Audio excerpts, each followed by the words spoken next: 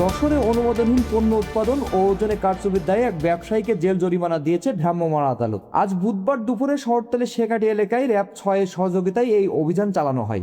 গোপন সংবাদের ভিত্তিতে র্যাব ৬ যশোর ক্যাম্পের একটি দল শেখাটি হাইকোর্ট মোড় এলাকায় মেসার্স বিসমিল্লাহ মধু ট্রেডিং নামক একটি কারখানায় হানা দেয়। অভিযানে নেতৃত্ব দেন নির্বাহী ম্যাজিস্ট্রেট গুঞ্জন বিশ্বাস। দীর্ঘদিন ধরে এই কারখানায় বিভিন্ন খাদ্য সামগ্রী তৈরি করা হলেও অধিকাংশ পণ্যেরই ছিল না কোনো বিএসটিআই অনুমোদন। র্যাব ৬ যশোর ক্যাম্পের অধিনায়ক মেজর এটিএম ফজলে রাব্বি প্রিন্স জানান, আমরা গোপন তথ্যের ভিত্তিতে জানতে পারি যে শেখাটি হাইকোর্ট মোড় এলাকায় বিসমিল্লাহ মধু ট্রেডিং এই কারখানায় বিভিন্ন ভেজাল প্রোডাক্ট উৎপন্ন করা হয়, যেগুলো কোনো সরকারি কোনো অনুমোদন নাই, বিএসটিআই কোনো অনুমোদন নাই।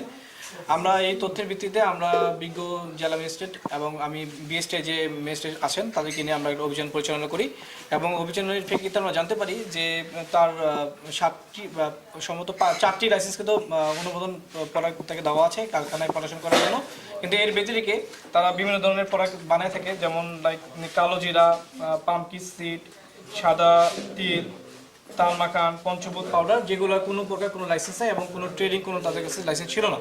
তো এর প্রেক্ষিতে বিজ্ঞ ম্যাজিস্ট্রেট তাকে 50,000 টাকা জরিমানা করে এবং 6 মাসের বিনাশ্রম কারাদণ্ড প্রদান করে এবং এই অপারেশনটা আরও কন্টিনিউ হবে, কারণ তার এখান থেকে আমরা মধুর কিছু স্যাম্পল পেয়েছি এবং সাইড বাই সাইড আমরা আরও কিছু স্যাম্পল পেয়েছি যেগুলো কিনা এখানে অন গ্রাউন্ডে টেস্টিং করার কোনো সরঞ্জাম এখানে নাই। এগুলো টেস্টিং করার ফলে আমরা পরবর্তী সময় আপনার আরও জানানো হবে যে পরবর্তী কী সাজা দণ্ড তাদেরকে দেওয়া হবে।